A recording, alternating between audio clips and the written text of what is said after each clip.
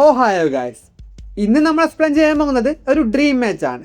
നരുട്ടോ സീരീസിലെ team 7ഉം one പീസിലെ strongest straw ഹെഡ്സും ഏറ്റുമുട്ടുമ്പോൾ ആര് win ചെയ്യും വരും നമുക്ക് നോക്കാം. ഇവരാണ് ഈ വീഡിയോ സജസ്റ്റ് ചെയ്തത് കേട്ടോ.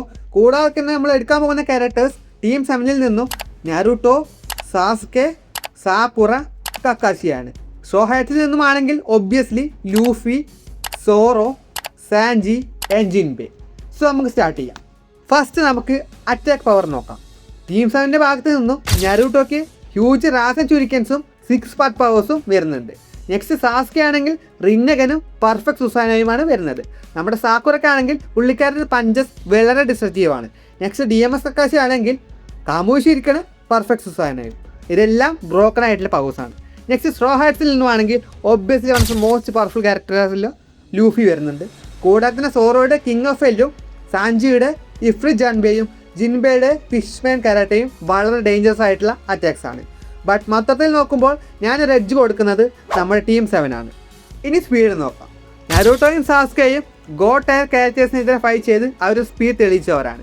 നെക്സ്റ്റ് കക്കാശി ആണെങ്കിൽ കാഗുയുടെ അറ്റാക്സിനെ വരെ റിയാക്ട് ചെയ്തിട്ടുണ്ട്.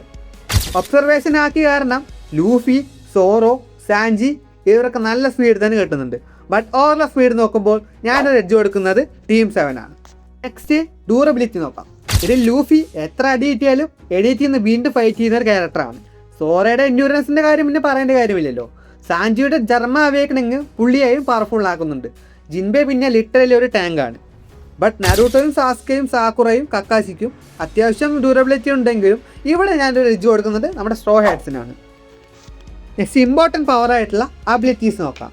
നരുട്ടോക്ക് ആണെങ്കിൽ 6 പാർട്സ് പവേഴ്സും ഷാഡോ ക്ലോൺസും റസിംഗൻ വേരിയേഷൻസും വരെ വരുന്നുണ്ട്. നെക്സ്റ്റ് സാസുക്കെ ആണെങ്കിൽ റിന്നഗനും സൂസനോയും ജെൻജുസും സ്പേസ് ഓപ്പും വരുന്നുണ്ട്. നെക്സ്റ്റ് സാക്കുറക്കാണെങ്കിൽ 100 ഹീലിങ്ങും മറ്റ് ഹീലിംഗ് അബിലിറ്റീസുമാണ് വരുന്നത്. കക്കാശിക്കാണെങ്കിൽ കാമോയും ഡബിൾ മാങ്കയ്ക്കു ശരിങ്കനും സൂസനയും എല്ലാം വരുന്നുണ്ട്. സോ ഹൈറ്റ്സും ഹാക്കി പവേഴ്സ് ഉണ്ടെങ്കിലും ഇതിനെ കൗണ്ടർ ചെയ്യാൻ പാടായിരിക്കും.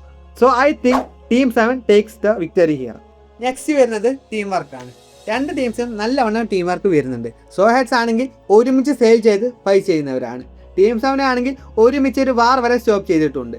ഇവിടെ ഡ്രോ ആണെന്നാണ് എനിക്ക് തോന്നുന്നത്. So final verdict attack power team 7 ആണ് എടുക്കുന്നത്. സ്പീഡ് ടീം 7 ആണ്. ഡ്യൂറബിലിറ്റി സോ ഹെഡ്സിനാണ് പോകുന്നത്. അബിലിറ്റീസ് ടീം 7 ആണ്. ടീം വർക്ക് ആണെങ്കിൽ ഡ്രോ ആണ്. സോ ഈ ബാറ്റിൽ ലൂഫിയും സോ ഹെഡ്സും പവർഫുൾ ആണെങ്കിലും നരുട്ടോ, സാസ്കെ, കക്കാഷിയുടെ ഹാക്സ് അബിലിറ്റീസും ലാർജ് സ്കെയിലിങ്ങും കാരണം എക്സ്ട്രീം ഡിഫിക്കൽറ്റിയിൽ ഈ ഫൈറ്റ് എടുക്കാൻ പോകുന്നത് ടീം 7 ആണ്. നിങ്ങൾക്ക് എന്ത് തോന്നുന്നു? ടീം 7 വിൻ ചെയ്യുമ്പോൾ അതോ സ്ട്രോ ഹെഡ്സ് ടീം 7നെ ഡിസ്ട്രോയ് ചെയ്യുമോ? കമൻറ്റ് ചെയ്യുക. കൂടാതെ തന്നെ ഈ വീഡിയോ ഒന്ന് ലൈക്കും ചാനൽ സബ്സ്ക്രൈബ് ചെയ്യാൻ മറന്നു പോകരുത്. So thank you for watching.